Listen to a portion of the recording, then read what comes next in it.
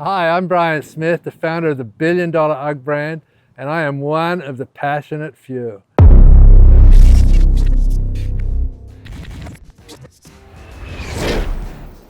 Hey guys, welcome to this episode of The Passionate Few. Today we get to sit down with Brian Smith. He's the founder of UGG Boots, and we get to hear the whole story of not only how he conceived the idea on the beach in the sand one day, but how he took those Australian boots and built it into a billion-dollar business. And this year, they're projected to do over $2 billion in sales. So how did he start it? What were those early days like? We hear the whole story from scratch and more in this interview. So sit back, relax, and get inspired for this one because you won't want to miss it. And also, if you want to know how to get in touch with your dream guests, same way I've got in touch with mine, in the link below, I've put together 3 videos that'll help you get in touch with anybody. With no further ado, hope you sit back, relax, and enjoy this powerful interview with Brian Smith. Thanks for being on the show today, Brian. My pleasure. Thanks for having me. Absolutely. Thanks for having us here. It's a beautiful home. Great. I love it. Thank you. So let's get right into it. A lot of people know about the UGG brand. Where did this all begin? I know you have a wild journey, so can you tell us a little bit about where you grew up, what your childhood was like? Sure. Yeah, I grew up on the east coast of Australia, and had a great upbringing. I had 50% of it was at the beach because my parents had a house at the coast, and the rest was in a city called Canberra.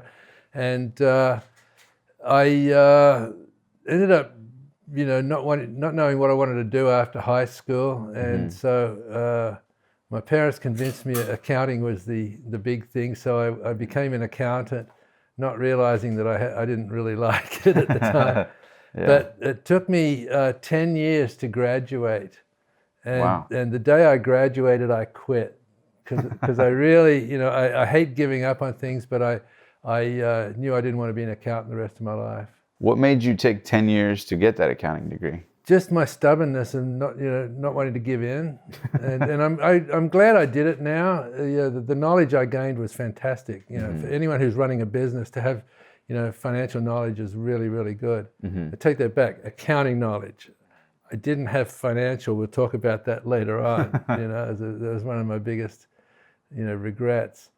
But I was sort of wandering around for a couple of months after I quit, trying to figure out what I was going to do. And I remember I just started yoga then and meditation, and I was meditating, and I just had these goosebumps came over me, and I thought, oh my God, all the big trends are coming out of California, like Levi jeans and waterbeds and, surf brands and everything. So I just figured, I'm going to go to California. I'm going to find the next big thing, and I'm going to bring it back to Australia and make my fortune. So, Did you at that time have aspirations to be an entrepreneur? Were your parents entrepreneurs? I mean, my where was that seed my dad planted? was a contractor, but he did not want. He fought me. When I told him I was coming to America, he didn't want that. And looking back now, I think it's just because being an entrepreneur is very, very hard at times, and he didn't want me to have to go through that. Right.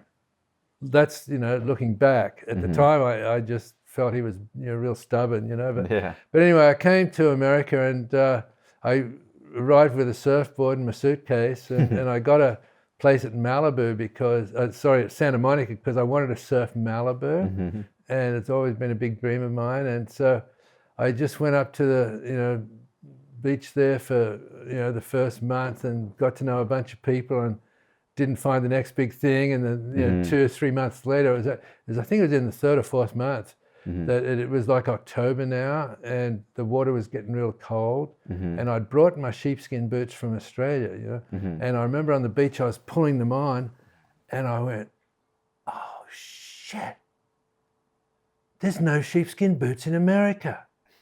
And that 1 in 2 Australians own some sort of sheepskin footwear. Yeah. So I had this amazing goosebump period again where I looked at my buddy and said, Doug, oh man, we got to go into business, man. We're going to be instant millionaires. You've all heard that before, Yeah. Wow. So how old were you when you came here to Santa Monica? I was 29. So 29, came here, and at that time you came consciously to like, I'm going to find the thing to get rich, so to speak. I was thinking of finding the next big, thing that didn't exist in Australia that I could get rich on. Yeah. So your plan was to find something in California, take it to Australia, and then capitalize on it. Yeah. So then walk me through the moment. You're putting on your boots, you have this epiphany. What's the first step you took? Well, we went surfing, but then we drove straight back home to my house, and and we did a little research and found some manufacturers, and we called one in Albany, Western Australia. And to cut a long story short, we ended up talking him into letting us be his distributor, and we had to send some money down and buy 6 pairs of samples. So they arrived about 3 weeks later, and they weren't very glamorous boots back then, but they were what they were. And so Doug was going to be the salesman, because I was an accountant. I hated sales. Right. And so he went on the road and came back like a week later. He had about 150 business cards. Wow. With 0 sales. He'd been to every single shoe retailer in Southern California. And nobody purchased. They all just said, "Oh, you're crazy! Trying to sell sheepskin in California, it'll never work." Yeah. But the interesting thing was Australia's climate is identical to California, so that wasn't the answer. They just didn't get sheepskin, and so every good entrepreneur has to know when sort of pivot. You hit a wall, you got a choice. You can give up and go away, or you can figure out a way around it or over it, or So we thought, okay, well, how come all my buddies up at Malibu think this is the best idea in the world?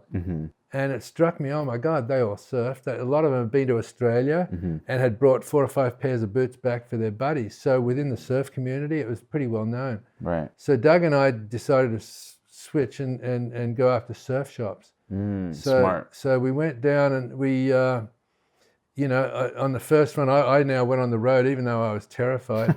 I remember pulling open my little sample pack, and the owner of the surf shop goes, "Oh my God, sheepskin boots, they're great, what are you doing with them?" And I said, "Well, we're thinking of going into business, importing them." "Oh my God, you're going to make a fortune. Those things are the best things in the world, Yeah. And I thought, wow, selling's not so bad, Yeah. So I just kept doing that all the way down the coast, all the way to San Diego from Santa Monica. And you got positive feedback from all those shops? Every single one just thought it was going to be fantastic. Wow.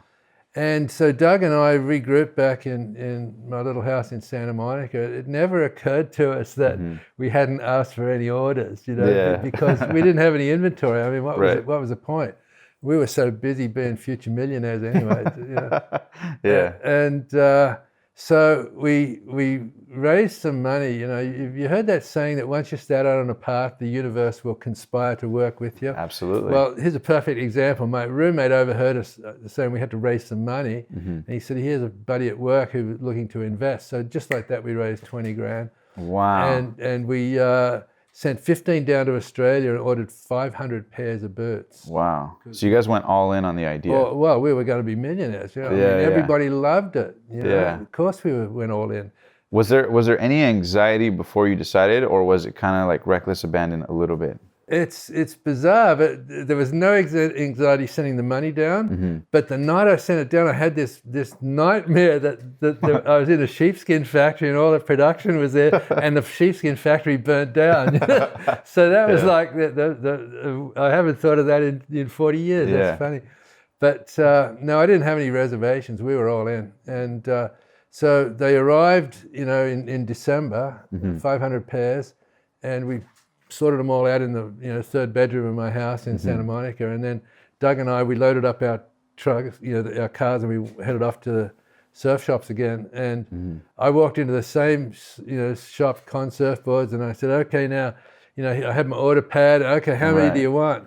And he goes, "Oh, Brian, well done, man, but we couldn't sell them in our store. We just sell trunks and surfboards and flip-flops, but don't worry, you're going to do great in the shoe stores." I was like, oh, shit, And this went on down, the next store. "Well done, Brian. They're fantastic, man. But we just sell, surfboards and bikinis and trunks. And, we couldn't sell those here, but you're going to do fantastic." Yeah.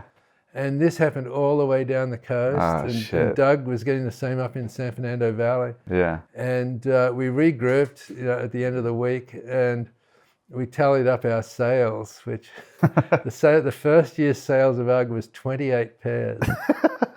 Wow. Exactly $1,000, Yeah. And about 2 pairs a month. No, that 28 pairs was from our road trip, right? Yeah. So, Wow. and it was now the end of the year, and nobody wanted to buy anything in January anyway. So that was, but the funny thing is, I learned a huge lesson after that, and I wrote this book, The Birth of a Brand, and the theme of it is that you can't give birth to adults, right? Every business, every sandwich shop, every sitcom on TV, every religion, everything starts with someone conceiving it, and then they take the first action, and that's the birth. So the birth of UGG was buying 6 pairs of samples, right? But then every business just lies there, and it lies there, and it lies there, and there's no amount of extra feeding or jiggling the cradle or urging this thing that this infant can't get up and go to college, But eventually, if you can hang in there, and unfortunately, most entrepreneurs give up because they think, oh, I had a brilliant idea, it didn't work, I'm done. Right, on to the next. But if you can handle, if you really love your product or service, you hang in through that infancy. Pretty soon it starts toddling, and then that's when magazines are writing articles about you, and the first customers are buying it, and they're all spreading the word. That's a really cool phase, and that'll quickly go into the youth, which is consistent production, orders are coming in great, shipping and receiving's fantastic, accounting's working, customer services work. You can run a business up to 20 million, 25 million bucks a year in that youth phase. But if it's a really, really good service or product, it's going to hit the teenage years, and you can remember you wanted to be at every party in town when you were a teenager. Well, it's the same in business. You want to be in every trade show, you want to be in every big box retailer, and you just don't have the capital to support all that, all those dreams. So it's a super dangerous phase. Right. Trying to be too big for who you are. But eventually, the controllers come and put all the, balances in, and it becomes a mature company. But that's a very natural theme for every business. So yeah, hanging through that infancy is important. That was so hard. Yeah. Can you talk a little bit about that? First question I have is, how did you know that it was important to hang through that infancy? Was it just kind of you loved it so much that you did, or did you have mentors kind of? Not really. Really? No, I had 480 pairs of boots stuck in the third bedroom. I had no choice. All my investors' money's there. So I couldn't just walk away from it, So I just started doing swap meets and street fairs, and the best thing I did was had my back of my van, open at Malibu after I was surfing, and I, had a full range of product in there. How much were you selling them for at the time? They're about $80 or $90, which was hugely expensive for things back then. But eventually, that year we sold about $5,000 worth, I think. Wow! So I still had tons of inventory. Right. And so I had to get a summer job and then try and figure out next year what to do. And I started running ads that were, I thought were really cool at the time, but did nothing. The sales went to 10,000. And where were you running ads at that time? In Action Sports Retailer and Surfer Magazine, and the local, free newspapers and stuff. I actually read that you actually mentioned that you realized through a lot of unsuccessful attempts at advertising that you wanted to create ads, and how important it is for people to create ads where the consumer wants to be in it, right? Let me tell you the story about that. Yeah. So it was after 3 years, I'd had the perfect models on the beach with perfect hair and the boots up in, that much of the ad, and sales were just horrible. And I was having a beer with one of my surf shop owners. And I was telling him this problem. He just said, "Oh, shut up, Brian." And he calls out the back to these little, 12, 13-year-old grommets, and they come out and he says, "What do you guys think of UGG?" And every one of them just went, "Oh, those UGGs, man, they're so fake. Have you ever seen those ads? Those models, they can't surf." And instantly I realized I'm sending the wrong message to my target market, and I instantly realized how fake they were, how posed they were. Right. And so I called up a buddy of mine who was running this Scholastic Surf Association. This is another pivot, Right. And I said, "Pete, you got any young kids who are going to turn pro soon?" And he gave me 2 guys, Mike Parsons and Ted Robinson. And so instead of the expensive photographer, I just went surfing with them, but I chose Black's Beach in La Jolla and Trestles up in San Onofre, because these are two iconic walks. They're a mile long, fantastic surf at the end of them. And I figured that, I want to try and get all the little kids reading Surfer magazine to want to be in that photograph. And I pulled it off. And so I ran those ads in October, November, December, and sales went to $200,000. Wow. Just because I managed of those ads. I created an image that the readers wanted to be part of, And the weird thing is, in those ads, the boots were like so tiny, because I was from a long way away. The boots were so tiny. It wasn't about the boots. And that's what I realized, a huge thing about advertising. You never advertise your product. You advertise the benefits. You advertise the emotion. If you can do an ad where you can get your viewers to go, oh my God, I wish I was in that scene. Yeah. You've just got a killer ad, right? Wow. So if you have like a software that saves time, right? You don't do a photo of your software. You do a photo. You have a guy in the Bahamas sipping a martini on all the time he's saving. Okay? Right. Yeah. So that's a really, really, really important part of advertising and marketing, and that became my passion when I figured out these nuances. That became my passion. From then on. So marketing was what I loved, and that's one of the major reasons it's a $1 billion company today. That's amazing. Yeah. Now, I want to talk to you about the first sale. Do you remember that first sale, maybe when you had the boots and you got an order and you said, oh my God, it worked. Can you take us back and walk us through that first sale, if you remember it? Yeah, well, the first sales, those 28 pairs, they were mostly, I think, people who felt sorry for me. Yeah. Because sheepskin boots in California is not normal. But a few of the surf shop owners did know about them, so they were the first buyers. But what was the best-selling experience for me was when I had my van at Malibu. The word of mouth was so strong that people were coming in every day. And even if the surf was shitty, I still had to go there and open the van up because people expected it. It was like a retail store that was on wheels. And it's amazing. Those sales I really valued because I knew for every pair I sold, their friends were going to come back. And that was really what began the UGG business, was this word of mouth repeat business. And that was... What were some other challenges in the early days at that time? Because I'm sure as an entrepreneur, especially building what's now, come to be known as a $1 billion business, there were tons of little obstacles and challenges. Do you remember some in those early days where you just thought, shit, I don't know how I'm going to get through this one? Anything like that? The good news is that that to be a good entrepreneur, you have to have some level of ignorance. Right, yes. Right? You have to be stupid enough to try. Because if you knew everything that was coming, you wouldn't do it. There's no way you would do it. Right. But that's the fun. I look back on those first couple of years that were just chaos. Like, sales tax numbers and, inventory that you had, I had no idea to sell one pair of size 7s. I had to have from 5s through 12s because I didn't know what size foot's coming in the store, right? So there's huge inventory. If I'd have known how much inventory I had to buy just to sell boots, I probably wouldn't have done it. Right, yeah. Another thing is, had I realized that Americans didn't get sheepskin like Australians do, they think, it's hot, it's prickly, it's delicate, can't get it wet, But Australians know it's so, you can't tear sheepskin, it's so tough.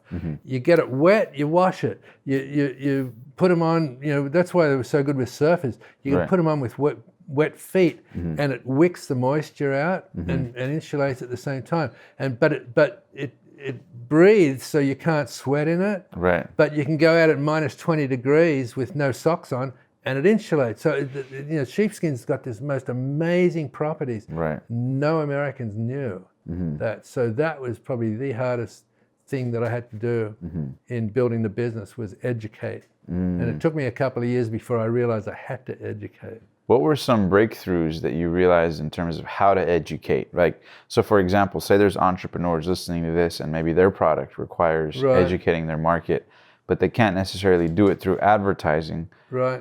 How did you do that, or what are some tips you recommend? I remember the day that it happened. I was at a ski show in Las Vegas, and it had been like 4 or 5 days we hadn't written hardly any orders, like almost nothing.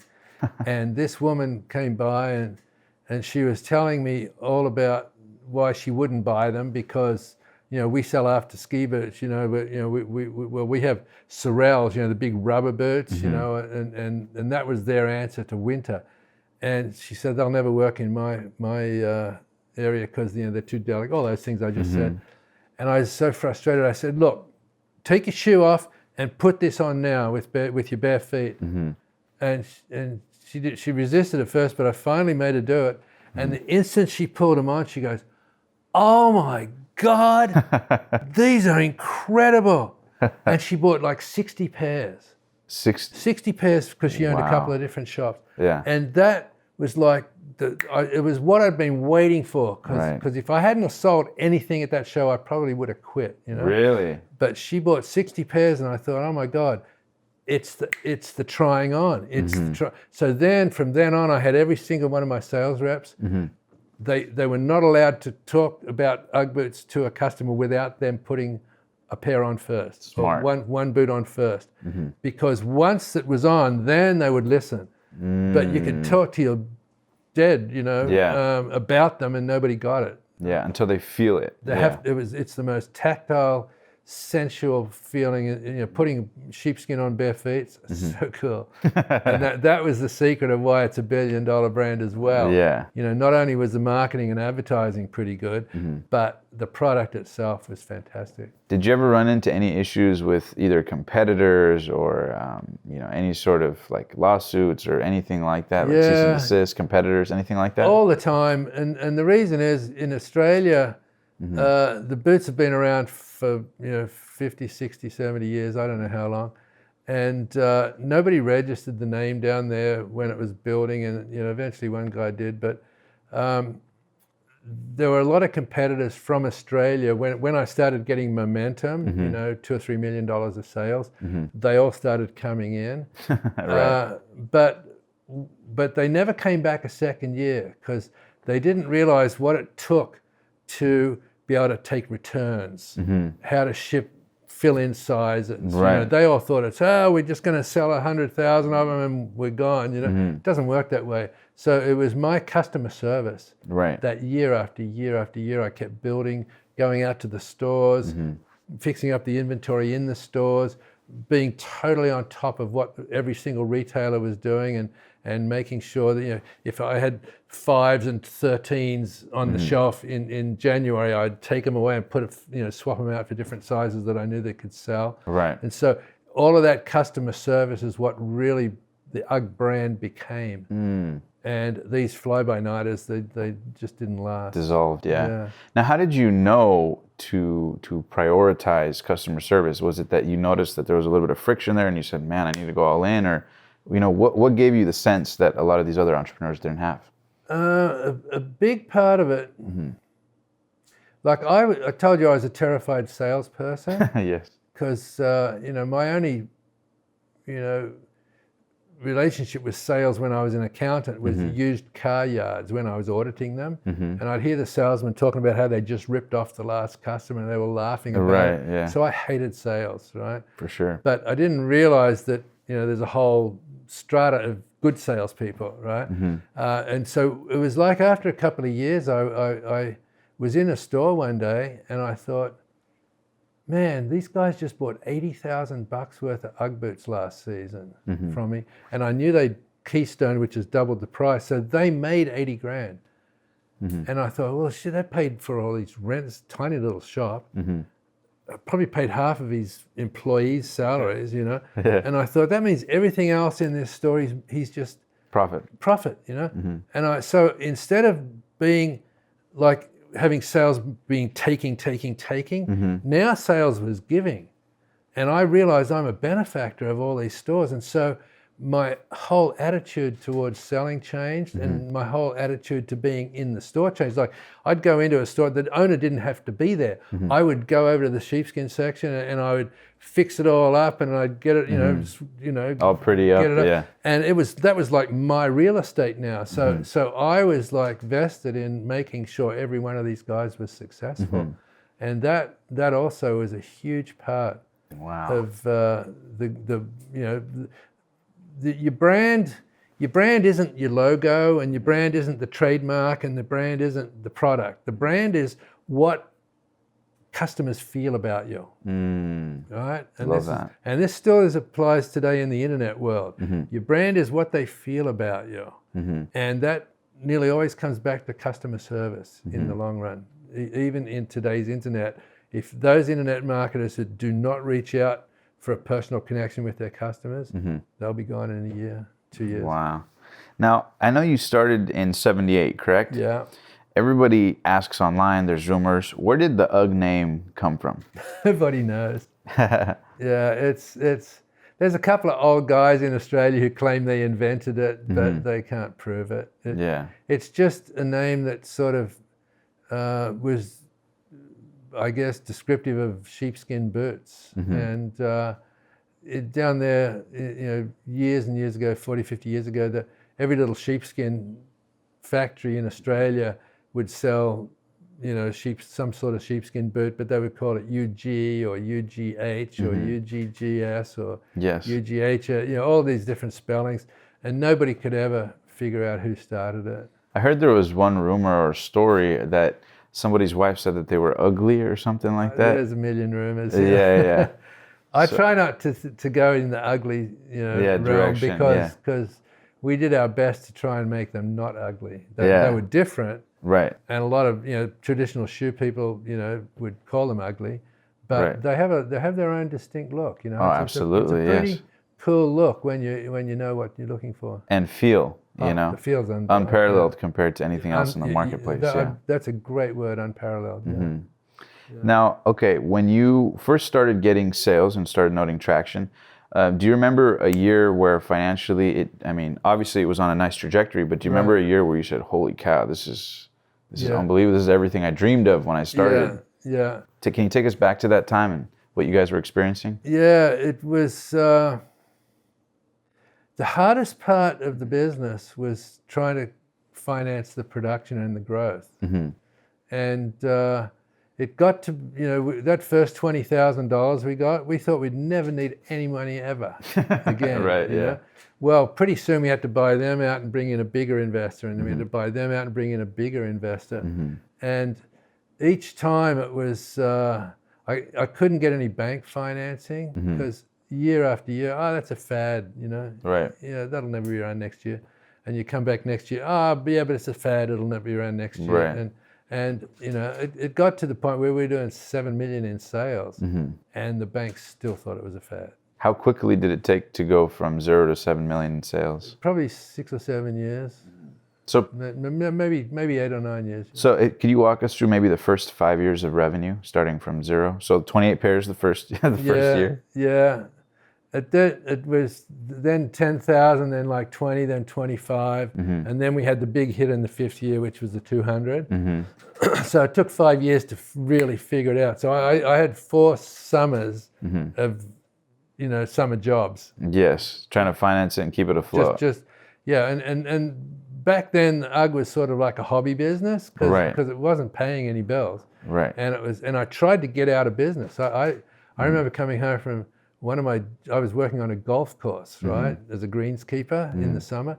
And I finally decided that summer I'm giving up. In the fall, I'm going to sell all the product out and I'm done. And then the first big storm hit the coast in October. And I got home drenched, from the golf course. And there must have been 25, messages on the answering machine.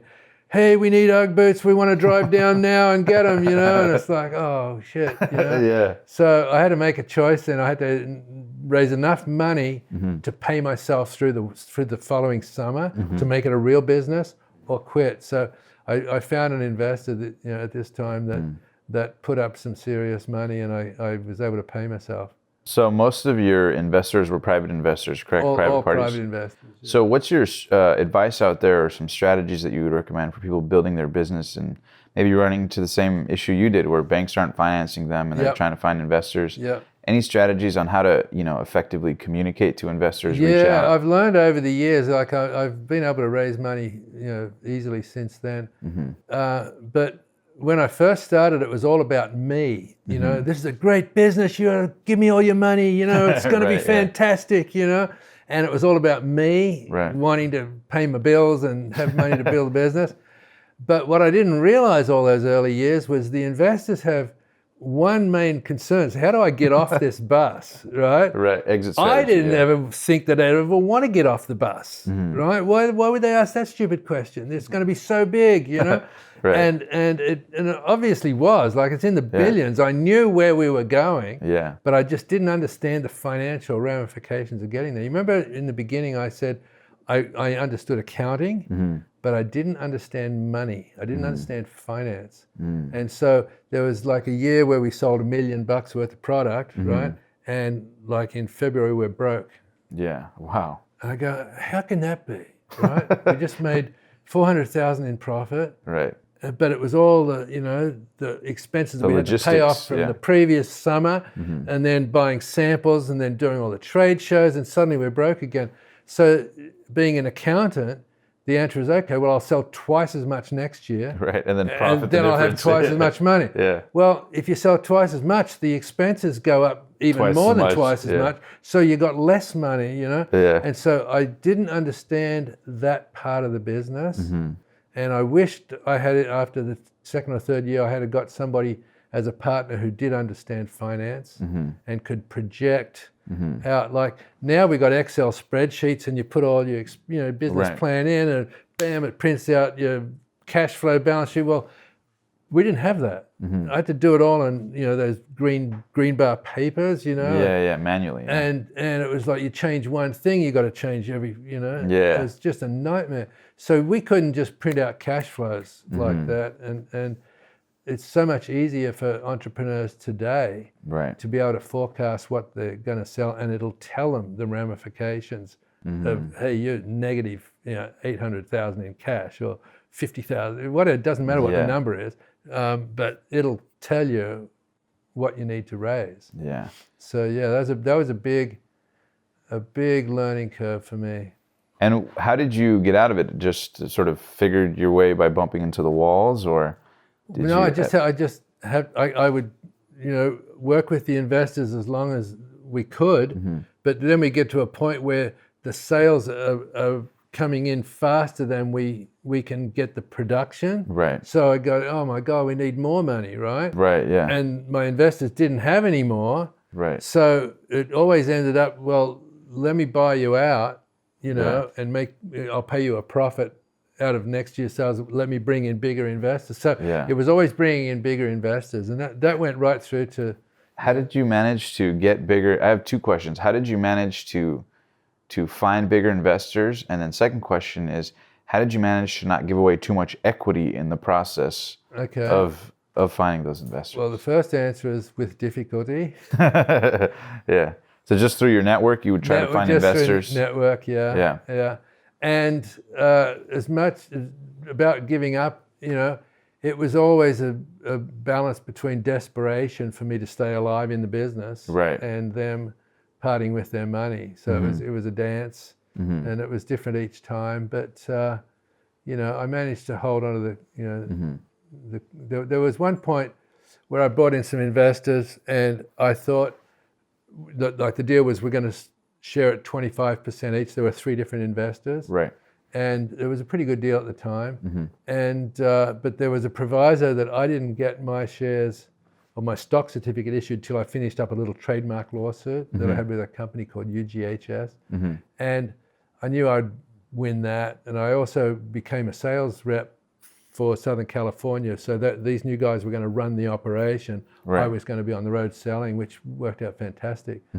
Until, you know, we moved the warehouse up and got everything set up in Anaheim, because this is where they were. And I went down Beach Boulevard to Huntington Surf and Sport, and I walked in, and I didn't even get to say anything. He said, "Hey, Brian, I heard you sold the business." And I went, "What?" He said, "Yeah, I called an order in this morning. They said you don't own it anymore." I said, "You're kidding me? They said that?" And I couldn't wait to get, you know, I got out of there. I went to the Shell gas station to the phone booth. Called, "Neil, what are you telling people?" He said, "What do you mean?" I said, "Well, You tell him I don't own the company. He said, well, you don't till you get, you know. I said, yes, I do. You're my 3 new shareholders, Yeah. my partners. And he goes, no, you don't get your stock until, you know. Yeah. So I drove straight back to San Diego, Yeah. and I pulled out the contract and I read it, and I went, oh, shit, I don't own the company. Yeah. You know, it went into this huge depression, you know, and it was like, I'd seen myself being the CEO of this huge international corporation one day. Right. And now I didn't even own it, you know. Yeah. And like I was probably 3 or 4 days just moping about. And I remember one night I was sitting on the couch. No, my wife was on the couch. I was on the floor on my back watching TV. And Right. the show finished. I clicked it off and Yeah. I rolled over on my stomach and got up on my hands and knees and started crawling to the bedroom. Mm-hmm. And my wife just looked at me, and she's a sort of quiet girl, you know. She Right. goes, you get up now and walk to bed like a man. Yeah. And she scared the shit out of me, you know. And, Yeah. and it was like, I started getting up off the floor, and it was like coming out of a fog, you know. Yeah. And I thought, oh my God, there's so much more to life than this crappy little sheepskin company. Right. Wow. And that's when I slept like a baby that night, and next Yeah. day I went back and told the guys, you know, look, I'm gonna, you know, sell UGG boots. You know, I love UGG boots. Yeah. And I had a bit of an epiphany and goosebumps to arrive at that sort of Right. Yeah. thing. And so I just went back on the road, and you know, I got back after the first month, and it gives me an envelope to check for $5,000. I said, that's your commissions. Yeah.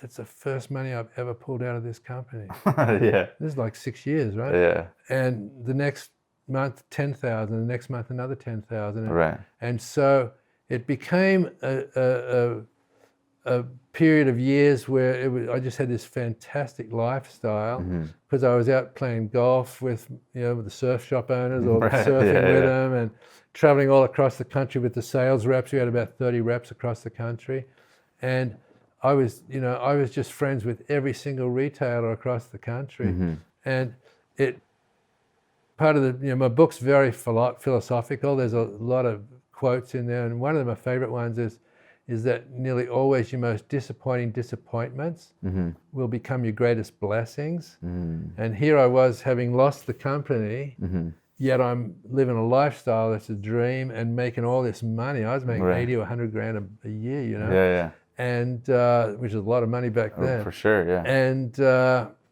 just loving my life, you know. Yeah. So you can't really, you know, nearly always, you know, I look back now, if something crappy happened, you know, I just go, God damn it, that's good, you know. Yeah. Okay, so what's good about it? Yeah. Exactly. And something comes up pretty quickly, and you realize, thank God that happened, man. I wouldn't be in this situation where it's better now.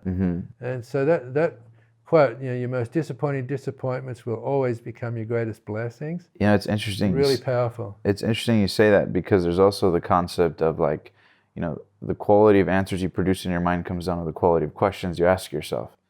So, I've never heard that. That's really good. so if you ask yourself, you know, what's good about this situation? What's the Wow. blessing here? Wow, never heard that. That No. your brain on autopilot will generate the answers. Wow, that's fantastic. Yeah, because thinking is actually nothing but the process of asking and answering questions in your mind. Yeah. And so if you stimulate a question, it will by default. Wow, I learned something today. That's great. Likewise, Thanks. yeah, you taught us quite a bit. Now, when it comes to building the billion-dollar business that has now become UGG, what do you think was key to its growth, whereas, you know, other competitors or even other companies aiming for that mark just didn't get to? What do you think there was UGG was able to do? a couple of things.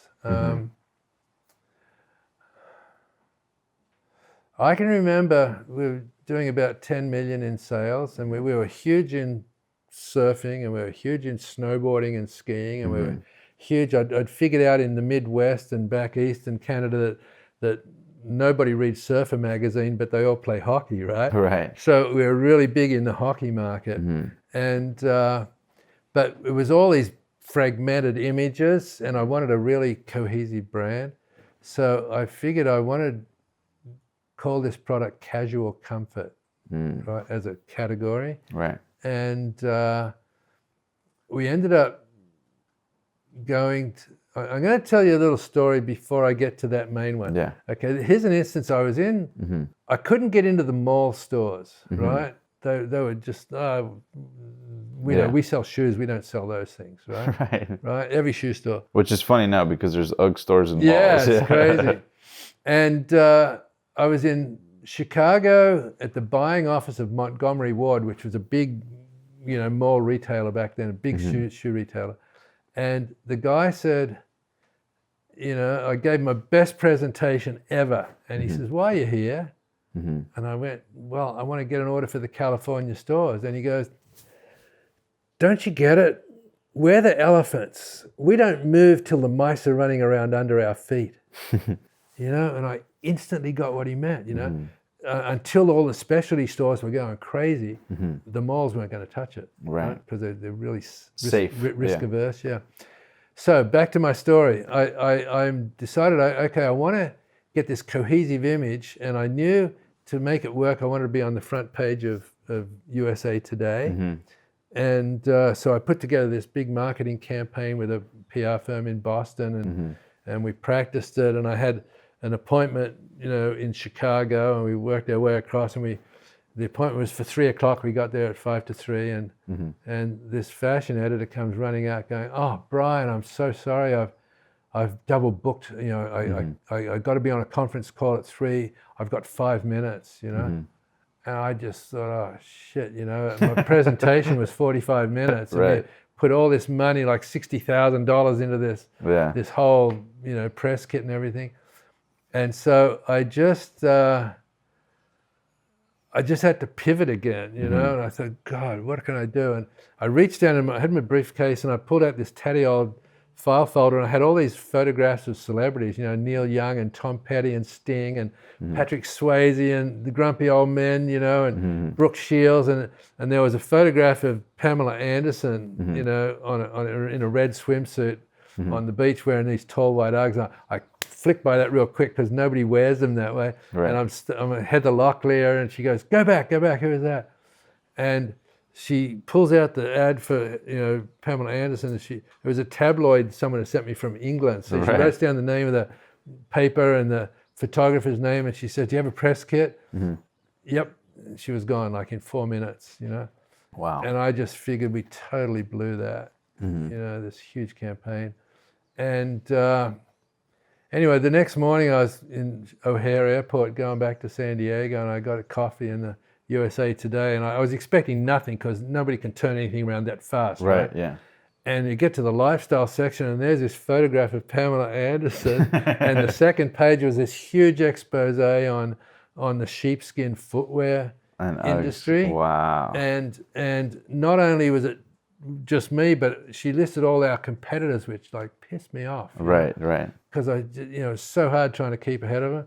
But the good news of that was that all of these mall stores now saw sheepskin and shearling as a category, and we were the leaders of the category. Right. And they had to be in the category, so they started calling. Right. So it was like a blessing that she listed all the competitors. Right. Because now we were way, way bigger than just one little item. Yeah. And so that's true. So that started to really sort of launch it into a whole new area. That's powerful. Yeah. And there was one other thing I did that helped too. I was on a plane one day, and this girl next to me was reading Us magazine and People magazine, and I'm seeing all these Hollywood celebrities walking around, Beverly Hills, and they're talking about what clothes they're wearing, what jewelry they're wearing. I said, shit, I wonder how you get Uggs in there, Yeah. And a buddy of mine said, well, you should try the stylists. I said, well, what the hell are stylists? And they're the people in Hollywood that do the hair and the makeup and the wardrobe. And so I found a list of them, and I sent like a letter to 400 stylists. And I said, if you want a free pair of UGG boots, just give me a call, right? Wow, yeah. And about 40 of them did. And so I just sent 40 pairs of UGG boots out, expecting nothing. And that earlier theme that you can't give birth to adults, it takes time to gestate. Well, nothing really happened that first season, but the next year I'm watching TV, and like all these sitcoms, there's people wearing UGG boots in these things, and then it's the movies, Tom Cruise and Right. all these high profile actors That's amazing. wearing these UGG boots, and then I could pick up People magazine, and here's Cameron Diaz walking in Hollywood, she's wearing UGG boots, and so it took it 2 or 3 years for it to cycle through, but that was a huge gamble or a whim risk, or an investment that paid off. What does it feel like for you? I know we were talking a little bit about this off camera before the interview, but what does it feel like for you to go back to that young man who is putting on those Uggs on the beach, right, and thinking like, oh, that's it, to now seeing what a cultural phenomenon it's been? What does that feel like for you? It's unbelievable. I just, quite often I sit back and think, how the hell did it, I'm so blessed. How did that happen? I hadn't, and here's a really interesting thing that I figured out the secret of success, and I didn't think of this, a friend of mine told me, figure out what you can do better than anybody else and then do it, right? Because you can't help but be successful. Well, I was an accountant when he told me that, right? In my mid-20s, it went straight over my head. I had no idea what I was better than anybody else at. Right. But when I sold the company, I can remember I was at the country club in New Jersey of the president of Kinney Shoes, which is the biggest shoe retailer in the world, right? And we were going to play golf. He'd invited me to come and play golf. And I can remember standing on the veranda out there by myself. And I was thinking, how the shit did I get here? Right, yeah. And what struck me is that, when I started UGG, I had no idea about customs and importing and all that. But now we're air freighting containers and sea freighting containers, and we got all the best favorable rates, and we know everything about customs, right? And I knew nothing about shoe design when I started, but I developed like 4 or 5 styles of my own with all the different colors, hundreds of line items. Right. And I knew nothing about the sheepskin industry, about the tanning process and the what it took to get a skin into a factory to make a pair of UGG boots. But by the time I finished, I knew I could pick up a boot that just arrived from Australia, and I could tell if that skin had been in a wet or a dry climate, from the texture and the markings on it. Right. And we were buying futures in sheepskin, or actually lambskins, right, because we were a byproduct of the lamb industry. We were recyclers of the skins. And so, we were buying currencies to protect the skins that, that we were buying where the lambs hadn't even been born yet, right? I mean, it was ridiculous how much I knew about that. That's insane. And we knew nothing. I knew nothing about marketing. Remember those first ads, right? And suddenly now I'm a really, really good marketer because I took that on as a sort of a trade or a profession. And I knew nothing about retail, about big box versus specialty, and I, the mice and the elephants. I knew nothing about that. You got a crash course. Yeah. And so here I am, after 20 years running this business, right at the time just before I sold it, and I thought, oh my God, I've become an expert. I know more about this than anybody else on the planet, probably. On the planet, yeah. And even though sheepskin was in the whole width of the shoe industry, sheepskin's this little tiny category. But me being the best at that category was a $1 billion brand, and it's been $1 billion for the last 6 years. That's incredible. And they're looking at $2 billion next year. I mean, so that bit of advice that my friend told me about figure out what you can do better than anybody else and do it was so true. And I've witnessed so many other companies that have got into that.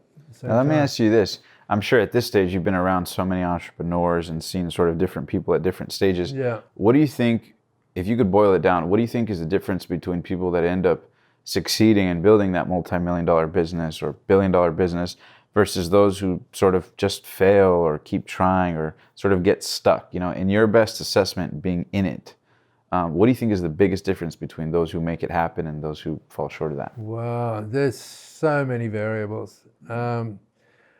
number one, forget about UGG being a brilliant product, right? It was one of those few items that everybody's got a feeling about, right? Everybody has an UGG boot story, right? Very, very rare in the planet is there another product out there that everybody raves about. They can still remember the day they got them, right? True. Very few products out there can be like that. So take that away, and you've got there are so many options to get into a new business now with the internet, because you don't have to have a lot of money, you don't have to have a warehouse, you don't have to have big team. You can start up something very small and very quick, but it has to be a viable product or a service, right? Number one, because if it isn't going to work, it doesn't matter if you spend 20 years at it, it's still not going to work. So by viable, you mean something that actually works. Something has to have a value, to somebody else. And if you're pushing that business, then it comes down to, okay, how clever am I at doing it? Which means that the more savvy you are at internet marketing or sales or being a great guy or having great networks, all of those things come into play. Money's easier to get now than it used to be. It's not easy, but it's easier than it used to be. And as long as an investor can see that hey, there's an out here. If I put money in, number one, I get my money out. Number two, I get it out when I want it. Number three, I get it out plus make a profit, right? They're the investors' worries. They don't give a shit about the product or the service or how many kids you've got. They are into it for getting money out, right? So you figure out how to get that. But I think one trick that I learned from a guy. Share it with us. I'll share the whole story, right? Share. Is the very beginning days of UGG. In fact, it was so early, we were in the lawyer's office doing the documentation for this loan, right? And on the table is a magazine called Action Sports Retailer, Volume 1, Number 1. Like it was like still wet ink from the very first magazine ever, right? Yeah. And I went, oh my God, that's my market. Surf shops, action sports shops. I couldn't believe it. And so I went down and met the publisher in Laguna, and he said, yeah, the ads are $1,500 a page or 2 pages for $1,000 each, $2,000. And I just said, you got to be kidding. We don't even have any product. We haven't even started yet. He says, it's not how big you are, it's how big you are perceived to be that counts. Right. And he said that to me, and I've lived my whole UGG career on that.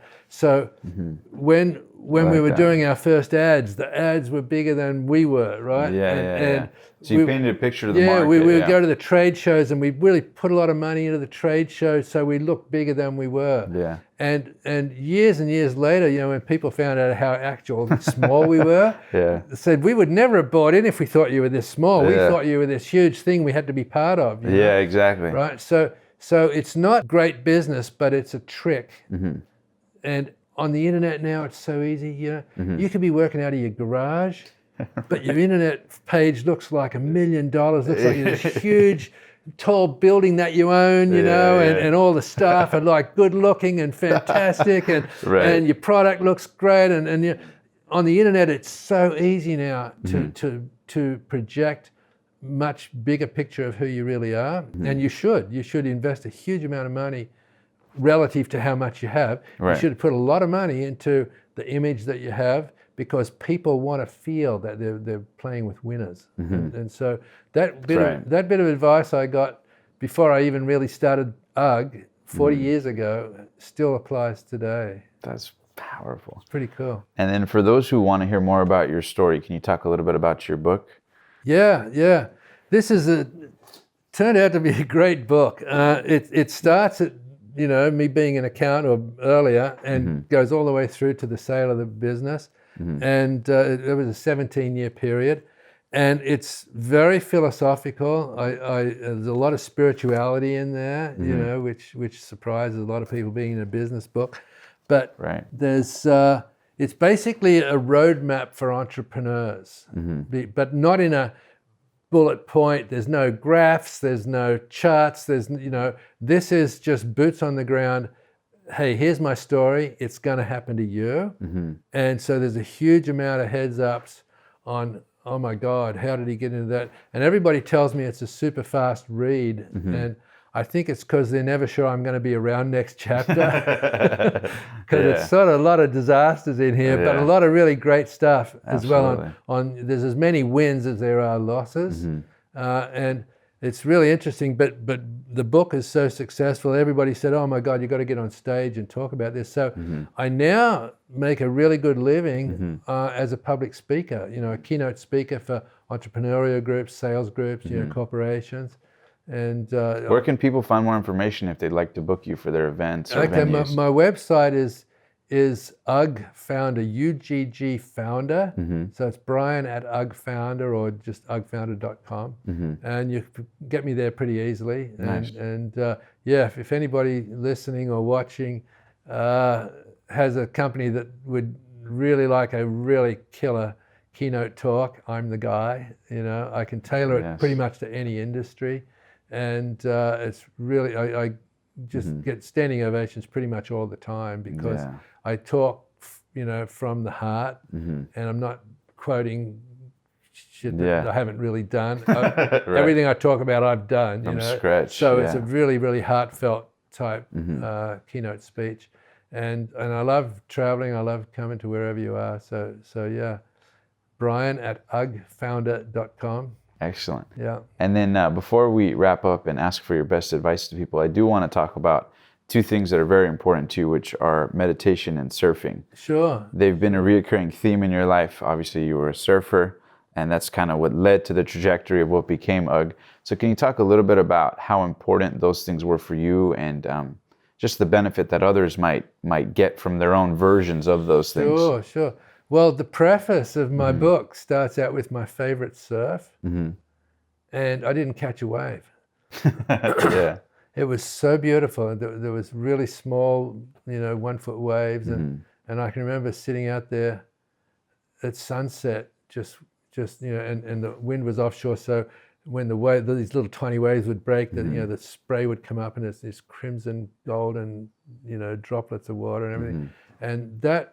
I swear was the closest I've been to God, was in that. And I remember just paddling in after about an hour, no waves. Yeah. And that was probably my favorite surf ever. So spirituality has always been a big part of me.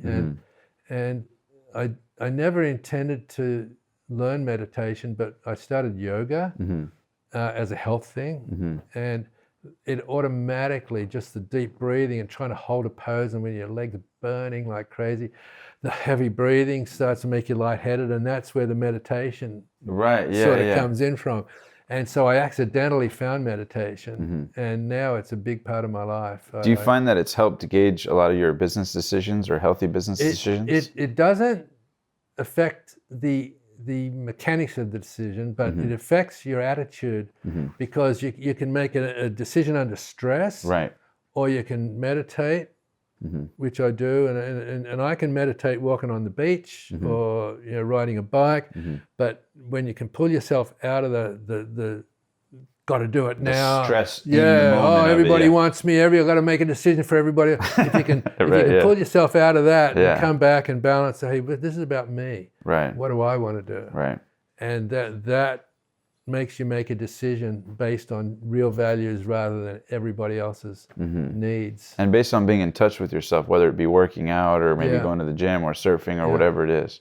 Yeah. It makes a lot of sense. Yeah. Okay. Now, before we wrap up, I do want to ask, for people listening out there that might have their own dreams or aspirations or goals, or maybe they're dealing with their own challenges or adversities and have their own big dreams, their own UGG, so to speak.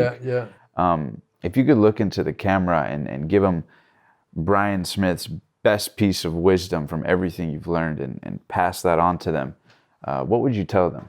And think of it too as an opportunity of what you would tell the young Brian yourself back in the day when you were starting. Okay. So knowing what you know now, what's your best advice to the world? This will be the most powerful piece of philosophy from my book. You ready? The quickest way for a tadpole to become a frog is live every day happily as a tadpole. right? And you may think that's a little trite, but that is probably the most profound piece of wisdom that I've ever learned. And if you can just attack every day, doing the best you can every day with your business, you don't have to make momentous decisions, just every day try and make it better and better and better, then one day you're going to look back and go, shit, I'm a frog, you know? Yeah. But the real key word there is happily. Live happily as a tadpole. And I'll tell you that, you know, I read the book recently, Shoe Dog by Phil Knight. Phil Knight, yes, Nike. Okay, yeah. Nike.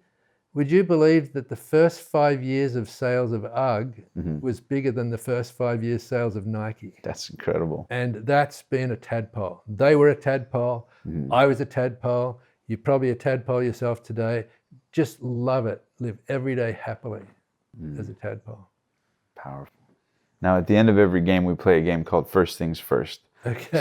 So the way the game works is I'm going to list off 10 things, and then you tell me the first word or phrase that comes to mind for each one. Okay. You ready? All right.